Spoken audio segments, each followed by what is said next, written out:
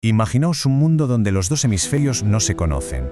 Hoy vamos a meternos de lleno en el momento exacto en que sus mundos chocaron. Un evento que, hace ya más de 500 años, no solo redibujó los mapas, sino que reconfiguró por completo la idea misma del mundo. Y esto, creedme, no fue un simple encuentro, fue una transformación total. Para entender bien todo este proceso, vamos a seguir una ruta muy clara. Primero, ¿qué empujó a los europeos a lanzarse a cruzar un océano desconocido? Después, ¿cómo es posible que imperios enteros cayeran tan rápido? Veremos también cómo se organizó un nuevo orden desde cero y, por último, exploraremos las consecuencias tan profundas que todavía hoy definen a las Américas. A ver, todo empieza con una pregunta clave. ¿Por qué, de repente, la corona de Castilla y otras potencias europeas se obsesionaron con navegar hacia lo desconocido, hacia el oeste? ¿Qué buscaban con tantísima determinación? Pues básicamente se dio la tormenta perfecta.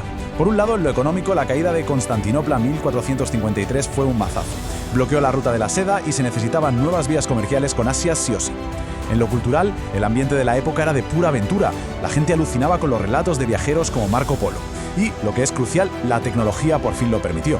Barcos nuevos como la Carabela y cacharros como el astrolabio hicieron que lo que antes era un sueño ahora fuera posible. Y ojo, que nadie piense que esto era un simple viaje de exploración romántico. El apoyo de la corona venía con un contrato en toda regla, las capitulaciones de Santa Fe. Esto era, en esencia, una empresa de conquista. A Colón se le prometieron títulos, poder y un trozo del pastel de todo lo que encontrara. Desde el minuto cero, el objetivo era gobernar. Fijaos bien en esta línea de tiempo, es que es alucinante. Desde que Colón pone un pie allí en 1492, pasan menos de 40 años para que los dos imperios más bestias del continente, el azteca y el inca, se vengan abajo. Pensadlo un momento. Y a partir de ahí se montó un dominio que duraría casi 3 siglos. La velocidad del colapso es tan increíble como lo que duró el sistema que lo reemplazó. Entonces, la pregunta es obvia. ¿Cómo se pasó de controlar unas pocas islas en el Caribe a conquistar imperios continentales inmensos? Pues esos primeros asentamientos fueron la clave, la plataforma de lanzamiento para todo lo que estaba por venir. El primer gran salto al continente lo dio un nombre que todos conocemos, Hernán Cortés. En 1519, desobedeciendo a sus superiores, zarpó de Cuba con un puñado de hombres. Su objetivo, el corazón de un imperio del que solo había oído rumores, el vasto y riquísimo imperio azteca. Pero la caída del imperio azteca no se puede explicar solo por la superioridad militar, ni de lejos. Fue una mezcla de factores muy bestia. Cortés, que era muy listo, forjó alianzas clave con pueblos que estaban hasta el gorro de los aztecas, como los tlaxcaltecas, que se unieron a él. Las armas y los caballos, claro, ayudaron. Pero el factor más devastador, el arma definitiva, fue biológica. Virus como la viruela, para los que los nativos no tenían defensas.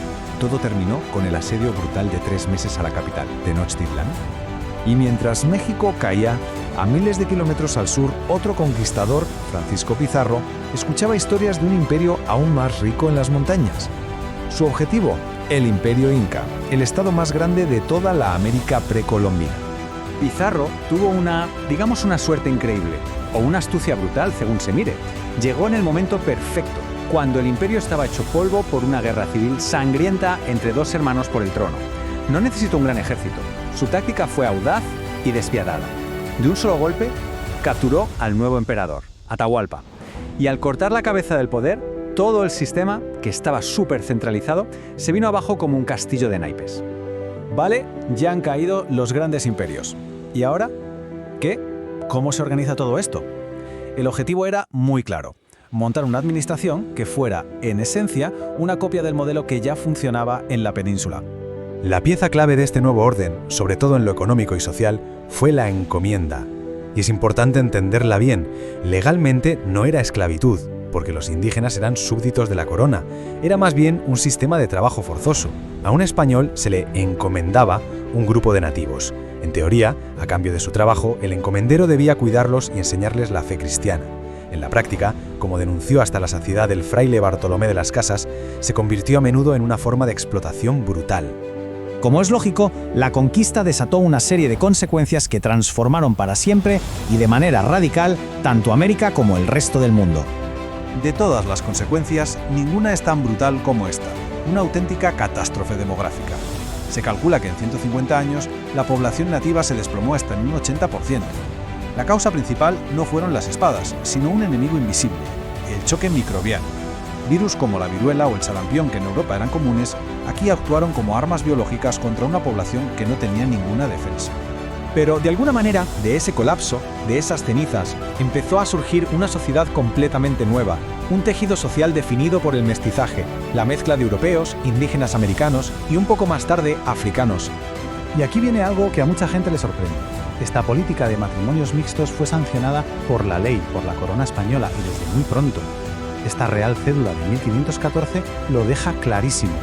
Y esto marca un contraste brutal con las políticas de otros imperios europeos, que en general no permitían el mestizaje. El impacto fue como una onda expansiva que lo cambió absolutamente todo. Por un lado, nació la primera economía de verdad global. Culturalmente se dio un proceso complejísimo de sincretismo. El catolicismo se impuso, sí, pero muchas veces se mezcló con las creencias que ya existían. Vimos el famoso intercambio colombino. La patata y el tomate viajaron a Europa y el caballo y el trigo llegaron a América. E irónicamente, el interés por evangelizar hizo que los frailes estudiaran y documentaran lenguas nativas que de otra forma quizás se habrían perdido. Una transformación llena de contradicciones, como vemos. Para que nos hagamos una idea de la magnitud de este cambio económico, hasta Karl Marx lo vio clarísimo. La plata y el oro de América, que empezaron a moverse por todo el planeta, crearon el primer mercado mundial y, como él mismo dijo, pusieron las bases del capitalismo moderno. Pero claro, ningún imperio es eterno.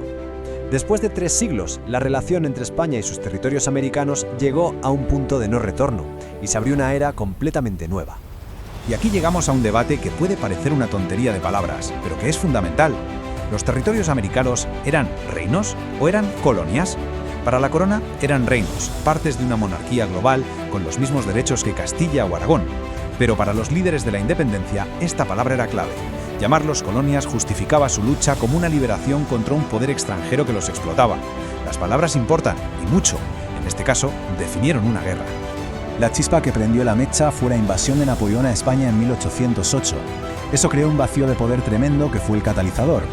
Esa crisis de la monarquía, sumada a toda la cuestión de la identidad, alimentó las guerras de independencia que entre 1809 y 1826 acabaron con el dominio español en el continente y dieron a luz a las repúblicas que conocemos hoy. Y esto nos deja con la reflexión final. El debate sobre esta era no ha terminado, ni mucho menos. Y esa pregunta, reinos o colonias, sigue resonando hoy en día. Nos recuerda que la historia no es solo lo que pasó, sino también cómo elegimos contarla. Y el lenguaje que usamos no es inocente, moldea nuestra identidad, nuestra política y la forma en que entendemos nuestro propio presente.